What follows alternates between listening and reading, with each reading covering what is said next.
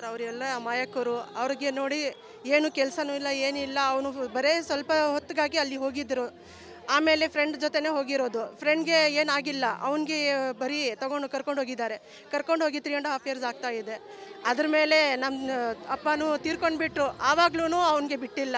Madam, ಅವಾಗ ಪೊಲೀಸರು ಸಹ ಏನು ಯಾರೆಲ್ಲ ಪ್ರಕರಣದಲ್ಲಿ ಭಾಗಿಯಾಗಿದ್ದಾರೆ CCTV ಮತ್ತು ಮೊಬೈಲ್ ಫುಟೇಜ್ ನೋಡಿ ಅರೆಸ್ಟ್ ಮಾಡಿದ್ದಾರೆ. ಈಗ ಅಮಾಯಕರಂದ್ರೆ ಅವನು ಇಲ್ಲ, ಯಾವುದು CCTVನಲ್ಲಿ ಯಾವುದು ಫುಟೇಜ್ನಲ್ಲಿ ಅವನಿಲ್ಲ. ನಾವು ಅದ್ರ ಬಗ್ಗೆ ನಮಗೆ ಚೆನ್ನಾಗಿ ಗೊತ್ತಿದೆ. ಯಾಕೆಂದರೆ ಅವನು ಸ್ವಲ್ಪ ಹೊತ್ತು ಒಂದು 15 ನಿಮಿಷ ಅಲ್ಲಿ ಹೋಗಿ ಬಂದಿರೋದಕ್ಕೋಸ್ಕರ ಅವರು ಈ ಥರ ಮಾಡಿದ್ದಾರೆ. ಯಾರ್ಯಾರು ಗಲಭೆ ಮಾಡಿದ್ದಾರೆ ಅವರು ಒಂದು 15 ನಿಮಿಷ ಇಲ್ಲ, ಅವರು ಸಾಕಷ್ಟು ಹೊತ್ತು ತಗೊಂಡಿದ್ದಾರೆ ಗಲಭೆ ಮಾಡೋಕ್ಕೆ. ಅವನು ಸ್ವಲ್ಪ ಹೊತ್ತು ಹೋಗಿ ಬಂದಿರೋದು ಅಷ್ಟೇ.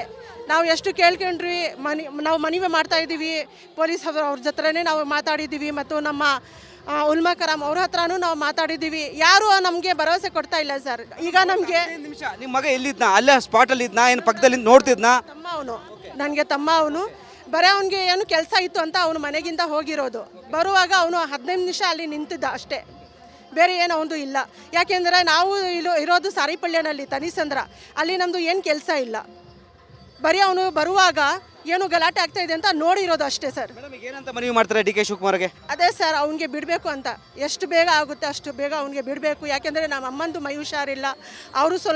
ಅವನು ಸ್ವಲ್ಪನೂ ಇದು ಮಾಡ್ತಾಯಿಲ್ಲ, ನಿದ್ರೆ ಮಾಡ್ತಾಯಿಲ್ಲ. ನಮಗೆಲ್ಲ ಕಷ್ಟ ಇದೆ.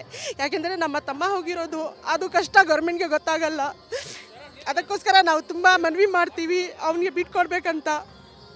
ಅವನಿಗೆ ನೋಡಿ ನಮಗೆ ಎಷ್ಟು ಸಾಕಷ್ಟು ದಿನ ಆಗಿಬಿಟ್ಟಿದೆ. ನಮಗೆ ಊಟ ಮಾಡೋಕ್ಕೆ ಆಗ್ತಾ ಇಲ್ಲ. ನಮ್ಮ ತಮ್ಮ ಬಂದುಬಿಟ್ರೆ ನಮಗೆ ಸಾಕು ಸರ್, ಬೇರೆ ಏನು ನಮಗೆ ಬೇಡ.